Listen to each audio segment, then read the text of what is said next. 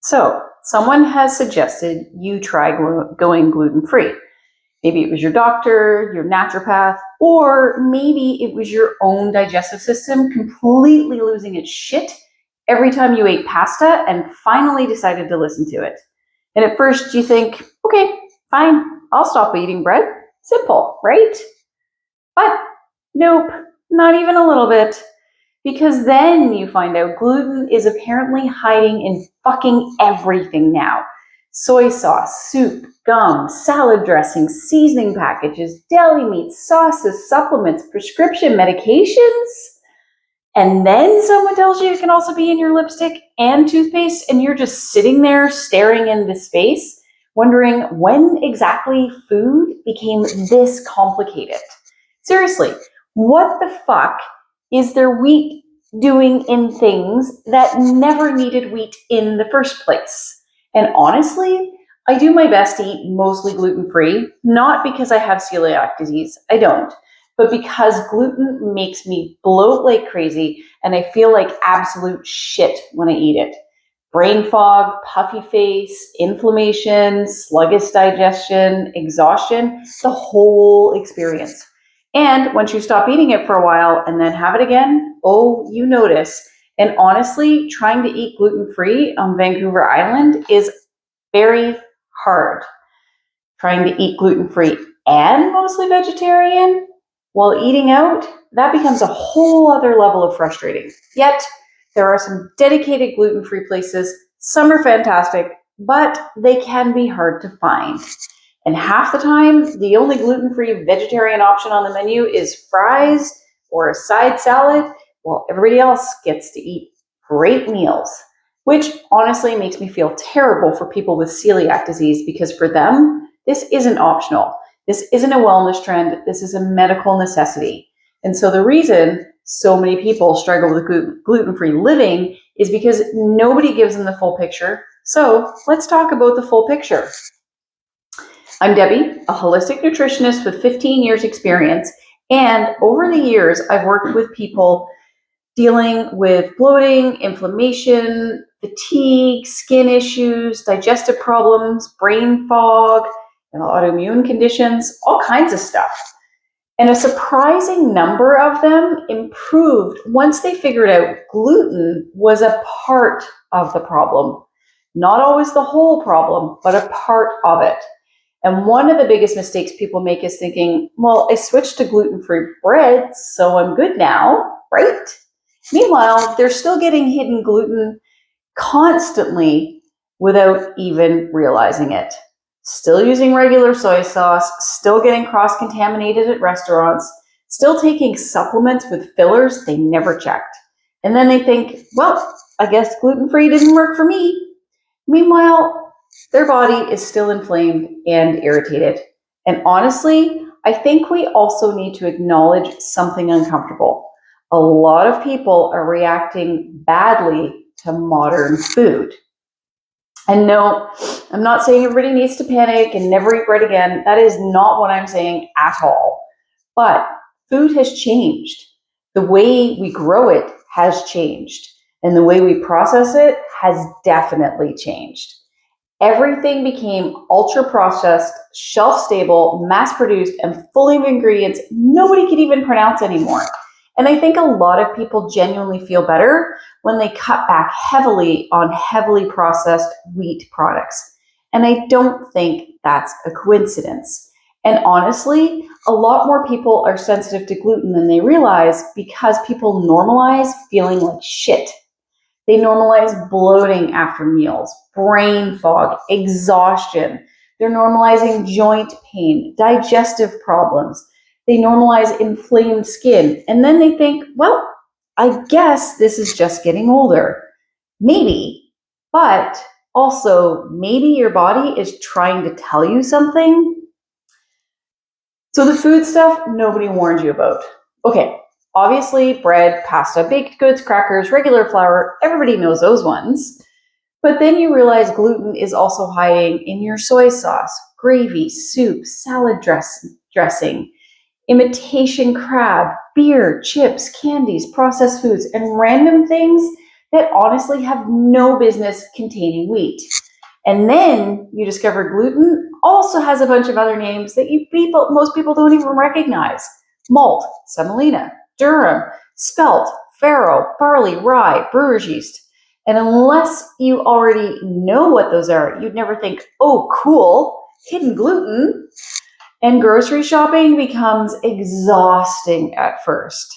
You're standing in the aisle, reading labels for 20 minutes, trying to figure out whether something to eat is safe or not. And then there's oats, which annoys people, and me specifically, because oats themselves don't naturally contain gluten, but they're commonly cross-contaminated during farming and processing.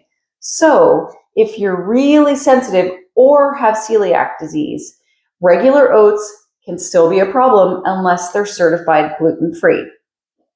And I buy a great brand from Costco, which is certified gluten-free organic. Love them. And honestly, restaurants are still one of the hardest parts. Some places, they're fantastic. Some genuinely try. And some clearly have no idea what gluten actually means. Like if you ask if something is gluten-free and they're like, well, we can take the croutons off. That's not how this works. And can we talk about gluten-friendly for a second? What the fuck does that even mean? Either it has gluten or it doesn't. Gluten-friendly sounds like gluten occasionally visits on weekends. And honestly, after a while, it just gets exhausting, constantly having to explain yourself to people. So these are some of the parts that nobody talks about. Lipstick, yep. Lip balm too. And before somebody says, well, you're not eating it, but you kind of are though. Not intentionally, but throughout the day, you absolutely ingest some of it every time you lick your lips. So if it contains gluten ingredients and you're highly sensitive, that matters. Same with toothpaste and mouthwash. And honestly, one of the biggest hidden sources people overlook is supplements and prescription medications. Because sometimes the fillers or coatings contain wheat starch or gluten-derived ingredients, and nobody thinks to check. So now apparently we have to investigate our fucking vitamins too. And honestly, this is where people start getting overwhelmed because suddenly it feels like you need a chemistry degree just to buy shampoo. Now, shampoo and skincare, they're a little bit more nuanced. Your skin absorbs more than people realize, which is why I think it makes sense to pay attention to what's in the products you're using every single day. Reading the ingredients isn't always going to tell you if it's in it or not. Sometimes you do have to do a little Google researching. I know I've had to do some Google researching to find out about some of the things that I always use to figure out if they contain gluten or not. And honestly, it's frustrating. It really is. Because your skin, it absorbs more than people realize, which is why I think it makes sense to really investigate these things that you're using every single day, especially the ones going on your face, your scalp, and around your mouth. And honestly, your skin often tells a story long before people pay attention to what their guts are trying to say. Your skin, it's your largest organ. And when your body is inflamed internally, sometimes your skin joins the protest. Eczema, psoriasis, random rashes, persistent acne, redness, irritation. Now, obviously, skin conditions can have multiple causes. Hormones matter, stress matters, a lot of things matter, but your gut and your skin, they're deeply connected. And I can't even tell you how many people, they clean up their diet and suddenly their skin conditions calm down too. It's not magic. That is your body finally getting a break. Cross-contamination is a whole other nightmare. And honestly, one of the biggest things people underestimate is cross-contamination, especially people who don't have food sensitivities themselves because they think a little bit can't matter that much. For someone with celiac disease, yeah, it can. And suddenly your kitchen becomes a whole operation. separate toaster, separate cutting board, separate butter, because somebody always contaminates the damn butter. And eating out becomes stressful because every single meal requires questions. Shared fryers, shared prep surfaces, shared utensils.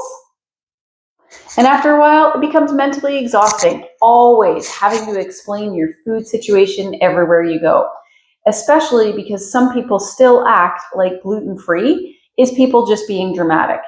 Meanwhile, some people are genuinely sick and just trying to eat without feeling terrible afterwards.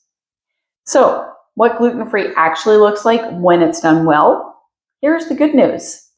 Gluten-free done well is not just buying overpriced fake bread and weird processed substitutes.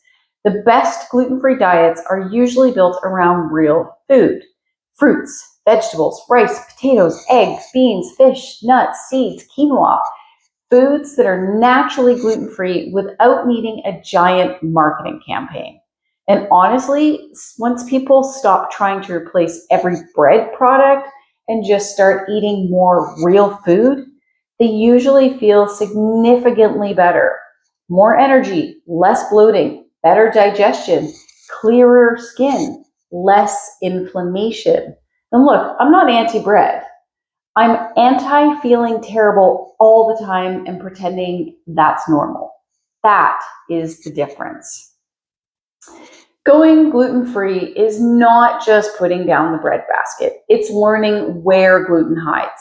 It's reading labels. It's asking the awkward questions at the restaurant. It's checking ingredients you never thought you'd have to check in your whole life. And yes, initially, it's annoying as hell. But when people who genuinely react badly to gluten finally remove it properly, the difference can be huge. Better digestion, less bloating, clearer skin, more energy. A lot of people don't realize how bad they felt until they stop feeling bad all the time. And if removing gluten makes you feel dramatically better, it's not your body being dramatic. It's giving you information. So if your gut has been screaming at you lately, maybe it's worth listening to.